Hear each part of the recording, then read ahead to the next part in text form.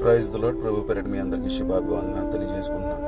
ఈ దినము దేవునికి వాగ్దానం చూసుకున్నట్లయితే కీర్తన గ్రంథము 91వ అధ్యాయం 3వ వచనంలో చూసుకుంటే, వేట కాని ఊరిలో నుండి ఆయన నిన్ను విడిపించును, నాశనకరమైన తెగులు రాకుండా నిన్ను రక్షించును. దేవునికి లేఖనం సెలవిస్తుంది. దేవుడు నిన్ను కాపాడే విషయంలో, దేవుడు నీ జీవితంలో జోక్యం చేసుకునే విషయంలో, దేవుని యొక్క కనుదృష్టి నీ మీద ఉన్నంత వరకు కూడా ఏ తెగులు నిన్ను సమీపించదు, ఏ యొక్క అపాయము నిన్ను ముట్టదు, తాకదు. ఏ ఇబ్బందులు, ఏ ఇరుకులు నిన్ను వేధించు, బాధించు. ఎందుకంటే నీ పక్షంగా యుద్ధం చేయగలడు సైన్యముల అధిపతి యెహోవా.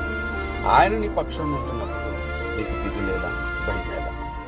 నీ విశ్వాసం నీ దేవుని మీద ఆనుకోగలిగితే నీ భయములన్నిటిలోని ఆయన విడిపించేయడానికి సిద్ధంగా ఉన్నాడు. అటు కృపను, అటు ధన్యతను దేవుడు మనకు, నీ కుటుంబానికి దయచేయండి గాక.